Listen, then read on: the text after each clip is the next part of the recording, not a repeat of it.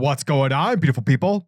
It is I, your flying locomotive and faster than a speeding bullet SuperCliff, coming at you live with a brand new video.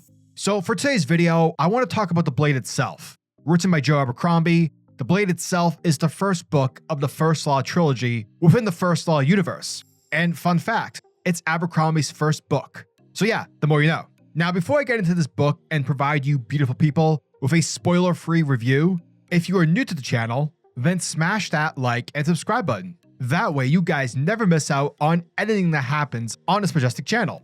So what are you waiting for? Let's raise the bar and go full on Super Saiyan. Hit that subscribe button. Thus, without further ado, let's dance.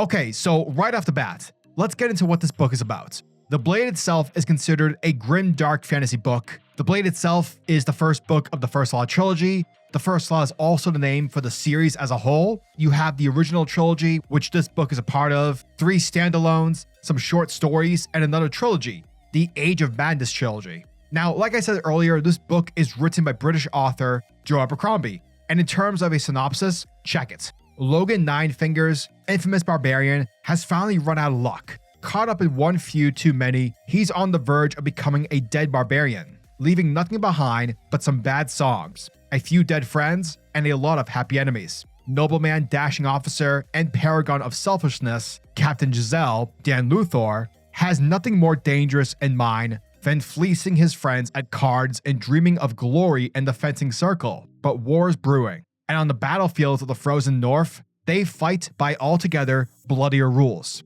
Inquisitor Glokta, cripple turned torturer, would like nothing better than to see Giselle come home in a jar. But then, Glokta hates everyone.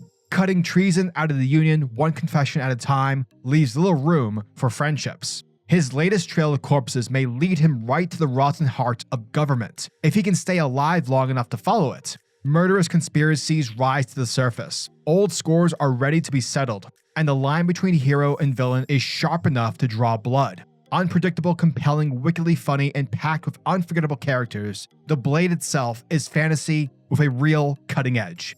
So yeah, without beating around the bush, The Blade itself is an amazing book. Joe Abercrombie is a fantastic writer. The book is fast-paced, it never feels too wordy as, let's say The Wheel of Time or something like the Lord of the Rings books. The Blade itself is very much a staple of modern fantasy, or simply modern writing in general. The book provides you, the reader, with what you need to know. It doesn't take a page or two to describe a dress or the sky, nor does it include filler chapters. The fat has been expertly trimmed, and that can be both a pro and a con in terms of how you like your fantasy stories. The biggest praise The Blade itself will be given are its characters. The characters in this book are complicated people. The way they behave, the way they react or think is believable. And when it comes to the reader, we understand why a character like Logan Ninefingers is acting the way he is. We understand Glokta's cynical nature. It's very similar to George R.R. Martin's A Song of Ice and Fire, aka Game of Thrones. We hate Jaime Lannister at first, but once we get inside his head and we're given the chance to understand his character, he becomes a lot more likable. And that's basically every character in this book.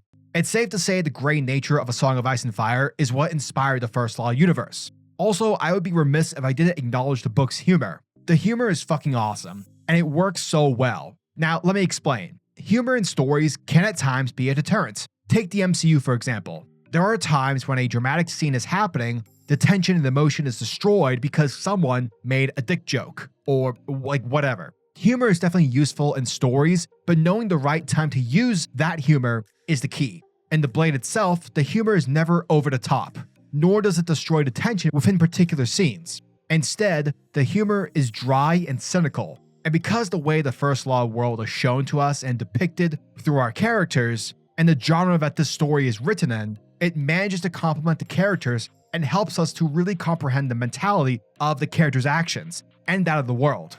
Now, like I said earlier, depending on what sort of fantasy reader you are, it may determine how invested you are with the series. Essentially, The Blade itself, though it has world building, it's not the main focus. It's not like The Lord of the Rings, or The Wheel of Time, or even Game of Thrones in that matter. The characters are the focus. For example, let's take a look at Quentin Tarantino's Once Upon a Time in Hollywood, my favorite Tarantino movie. In terms of plot, there really isn't one. Rather, it's more of a showcasing of the day in the life of two characters and what the golden age of Hollywood meant and represented. Now, of course, there are hints that a plot is in the working, like it's not plotless. There are hints of an upcoming war and that of a magical MacGuffin that is needed for reasons. But other than, some mentions, it's never fully explained. But again, like I said, in terms of the book, plot is not the focus. The characters are. And because of the fantastic character work, along with the book's, fast pacing and cinematic approach, it makes up for there being a lack of plot. And honestly, it's kind of unbelievable and just shows how talented of a writer Abercrombie is. So overall, I would say the Blade itself, the FirstLaw world in general, is a must-read for fantasy readers. I definitely recommend checking it out. The characters are amazing, they are fully fleshed out, and the world, despite the characters being the main focus, is still very interesting. And I can't wait to delve more into the Union, the politics surrounding the North, and that of the Gurkish Empire. And if you're a fan of A Song of Ice and Fire and you're wanting something to read in the place of Winds of Winter, the Blade itself and the FirstLaw world in general is the perfect book and place to start up. Oh, and fun fact, Rebecca Ferguson is set to star in a Best Served Cold movie adaptation, which will be directed by Tim Miller. The more you know. And that, folks, was the end of my review for the Blade itself. And thank you guys for checking out my video, as it truly means the world to me. And as always, I am Majestic Sayer over at SuperCliff, and if you guys are new to the channel, then do me a solid by smashing that like and subscribe button, and also the notification bell so you'll never miss out on an upload, and so you'll always be kept up to date with your favorite top tier books, fantasy stories, and its majestic creative world. Now tell me, what are your thoughts and opinions? Have you guys read any of the FirstLaw books? What other Grimdark fantasy stories have you read or like? Let me know down in the comment section below. And until the next video, peace. Giggity goo.